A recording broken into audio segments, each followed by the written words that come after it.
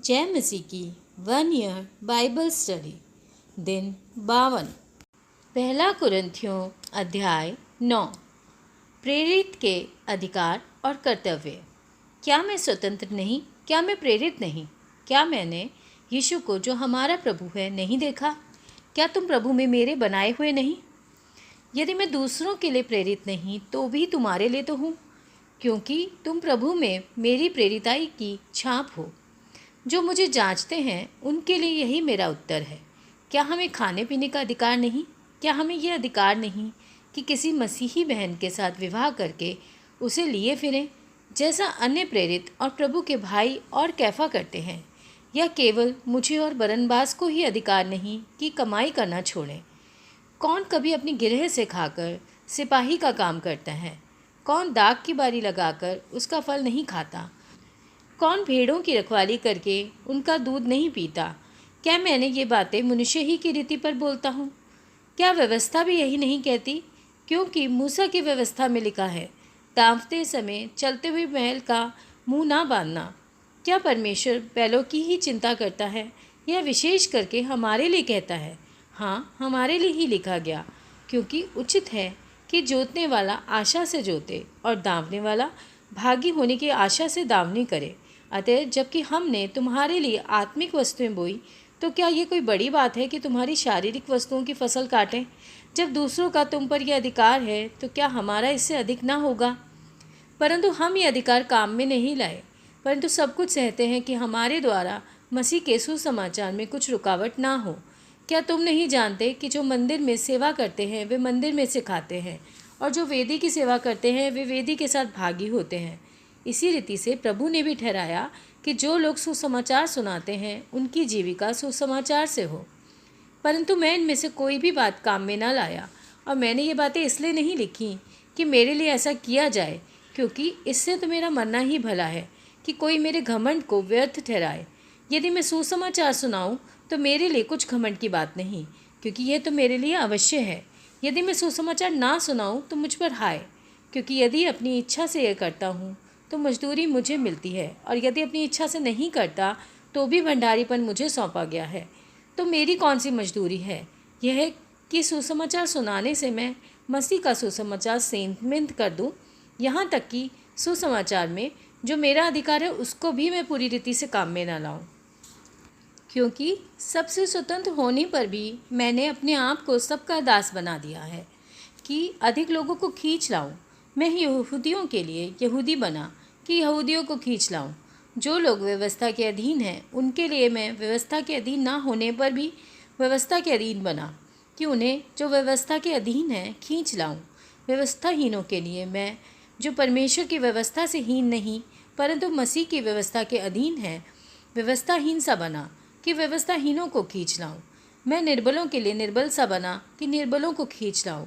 मैं सब मनुष्यों के लिए सब कुछ बना कि किसी न किसी रीति से कई एक का उद्धार कराऊं। मैं ये सब कुछ सुसमाचार के लिए करता हूँ कि औरों के साथ उसका भागी हो जाऊं। मसीही दौड़। क्या तुम नहीं जानते कि दौड़ में तो दौड़ते सब ही हैं, परंतु इनाम एक ही ले जाता है। तुम वैसे ही दौड़ो कि जीतो। हर एक पहलवान सब कुछ संयम करता है। वे तो एक मुरझाने वाले मुकुट को पाने के लिए यह सब करते हैं, परंतु हम तो उस मुकुट के लिए करते हैं जो मुरझाने का नहीं। इसलिए मैं तो इसी रीति से दौड़ता हूँ, परंतु लक्ष्यहीन नहीं। मैं भी इसी रीति से मुक्कों से लड़ता हूँ, परंतु उसके समान नहीं जो हवा पीटता हुआ लड़ता है, परंतु मैं अपनी देह को मारता कूटता और वश में लाता हूँ। ऐसा ना हो कि औरों को प्रचार करके मैं अपनी ही किसी रीति से निकम्मा ठहरूँ। आमीन। भजन संहिता अध्याय 25। अगुवाई और रक्षा के लिए प्रार्थना। हे यहोवा, मैं अपने मन को तेरी ओर उठाता हूँ। हे मेरे परमेश्वर, मैंने तुझी पर भरोसा रखा है। मुझे लज्जित होने ना दे। मेरे शत्रु मुझ पर जय जयकार करने ना पाएँ। वरन जितने तेरी बाट जोते हैं उनमें से कोई लज्जित ना होगा, परंतु जो अकारण विश्वासघाती है वे ही लज्जित होंगे। हे यहोवा, अपने मार्ग मुझको दिखला, अपना पथ मुझे बता दे। मुझे अपने सत्य पर चला और शिक्षा दे, क्योंकि तू मेरा उद्धार करने वाला परमेश्वर है। मैं दिन भर तेरी ही बाट जोता रहता हूँ। हे यहोवा, अपनी दया और करुणा के कामों को स्मरण कर, क्योंकि वे तो अनंत काल से होते आए हैं। हे यहोवा, अपनी भलाई के कारण मेरी जवानी के पापों और मेरे अपराधों को स्मरण ना कर। अपनी करुणा ही के अनुसार तू मुझे स्मरण कर। यहोवा भला और सीधा है, इसलिए वह पापियों को अपना मार्ग दिखलाएगा। वह नम्र लोगों को न्याय की शिक्षा देगा। हाँ, वह नम्र लोगों को अपना मार्ग दिखलाएगा।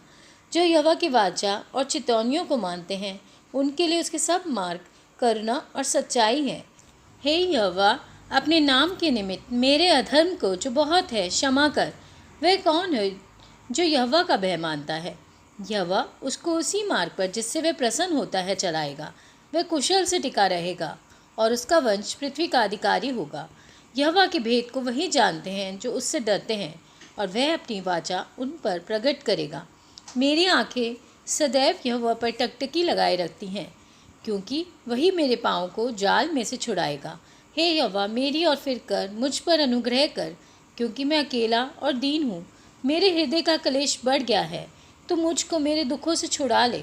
तू मेरे दुख और कष्ट पर दृष्टि कर और मेरे सब पापों को क्षमा कर। मेरे शत्रुओं को देख कि वे कैसे बढ़ गए हैं और मुझसे बड़ा बैर रखते हैं। मेरे प्राण की रक्षा कर और मुझे छुड़ा। मुझे लज्जित न होने दे, क्योंकि मैं तेरा शरणागत हूँ। खराई और सिधाई मुझे सुरक्षित रखे, क्योंकि मुझे तेरी ही आशा है। उसके सारे संकटों से छुड़ा ले। आमीन। पहला शमूएल अध्याय 25।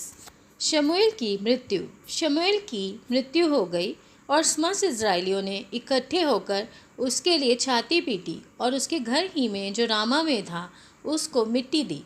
तब दाऊद उठकर पारान जंगल को चला गया। दाऊद और अबीगैल। माउन में एक पुरुष रहता था जिसका व्यापार करमेल में था, और वह पुरुष बहुत धनी था, और उसकी 3,000 भेड़ें और 1,000 बकरियां थीं, और वह अपनी भेड़ों का ऊन कुतर रहा था।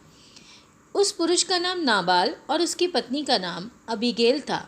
स्त्री तो बुद्धिमान और रूपवती थी, परंतु पुरुष कठोर और बुरे बुरे काम करने वाला था। वह काले वंशी था।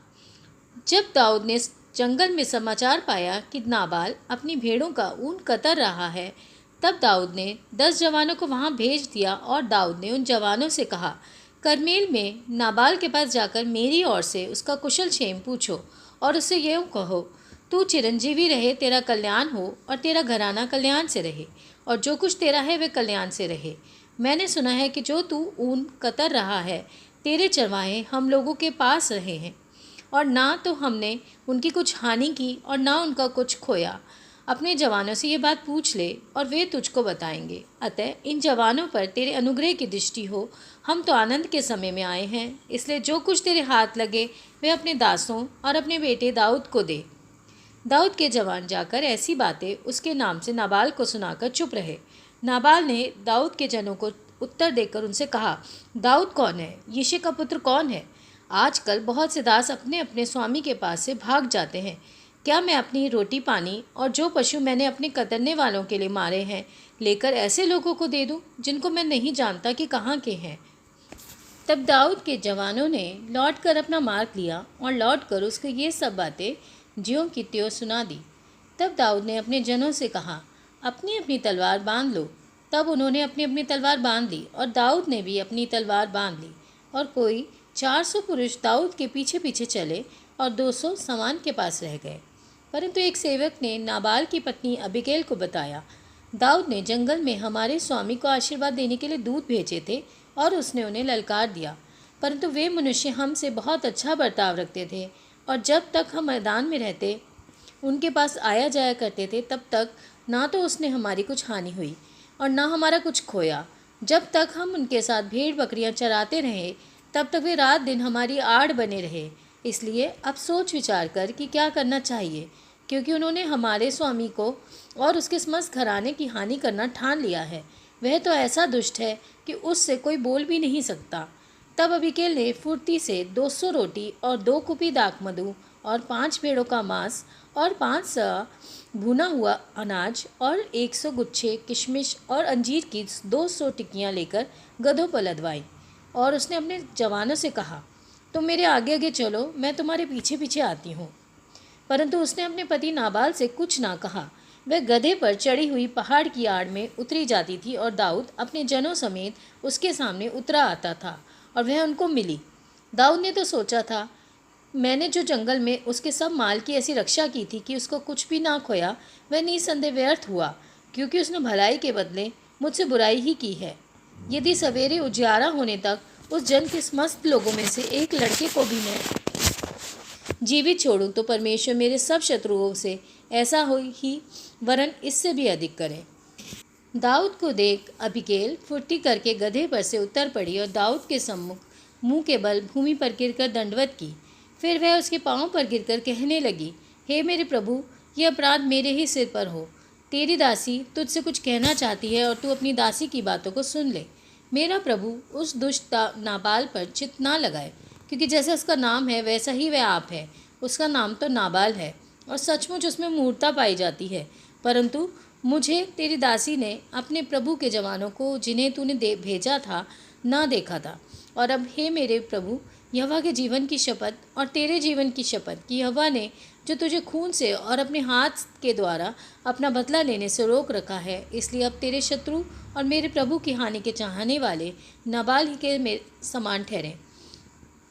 और अब ये भेंट जो तेरी दासी अपने प्रभु के पास लाई है उन जवानों को दी जाए जो मेरे प्रभु के साथ चलते हैं। अपनी दासी का अपराध क्षमा कर, क्योंकि यहोवा निश्चय मेरे प्रभु का घर बसाएगा और स्थिर करेगा, इसलिए कि मेरा प्रभु यहोवा की ओर से लड़ता है और जन्म भर तुझसे कोई बुराई नहीं पाई जाएगी। और यद्यपि एक मनुष्य तेरा पीछा करने और तेरे प्राण का ग्राहक होने को उठा है, तो भी मेरे प्रभु का प्राण तेरे परमेश्वर यहोवा की जीवन रूपी गठरी में बंधा रहेगा और तेरे शत्रुओं के प्राण को वह मानो गोफन में रखकर फेंक देगा। इसलिए जब यहोवा मेरे प्रभु के लिए वह समस्त भलाई करेगा जो उसने तेरे विषय कही है और तुझे इज़राइल पर प्रधान करके ठहराएगा, तब मुझे इस कारण पछताना न होगा या मेरे प्रभु का हृदय पीड़ित न होगा कि तूने अकारण खून किया और मेरे प्रभु ने अपना बदला आप लिया है। फिर जब यहोवा मेरे प्रभु से भलाई करे तब अपनी दासी को स्मरण करना। दाऊद ने अबीगैल से कहा, इज़राइल का परमेश्वर यहोवा धन्य है, जिसने आज के दिन मुझसे भेंट करने के लिए तुझे भेजा है। और तेरा विवेक धन्य है कि तू आप भी धन्य है कि तूने मुझे आज के दिन खून करने और अपना बदला आप लेने से रोक लिया है, क्योंकि सचमुच इज़राइल का परमेश्वर यहोवा जिसने मुझे तेरी हानि करने से रोका है, उसके जीवन की शपथ, यदि तू फुर्ती करके मुझसे भेंट करने को ना आती तो निस्संदेह सवेरे उजियारा होने तक नाबाल का कोई लड़का भी ना बचता। तब दाऊद ने उसे ग्रहण किया जो वह उसके साथ लाई थी। फिर उसने उससे कहा, अपने घर कुशल से चली जा। सुन, मैंने तेरी बात मानी है और तेरी विनती ग्रहण कर ली है। तब अबीगैल नाबाल के पास लौट गई और क्या देखती है कि वह घर में राजा का सा भोज कर रहा है और नाबाल का मन मगन है और वह नशे में अति चूर हो गया है। इसलिए उसने भोर के उजियारे होने से पहले उससे कुछ भी ना कहा। सवेरे जब नाबाल का नशा उतर गया तब उसकी पत्नी ने उसे सारा हाल कह सुनाया। तब उसके मन का हियाब जाता रहा और वह पत्थर सा सुन्न हो गया। और 10 दिन के पश्चात यहोवा ने नाबाल को ऐसा मारा कि वह मर गया।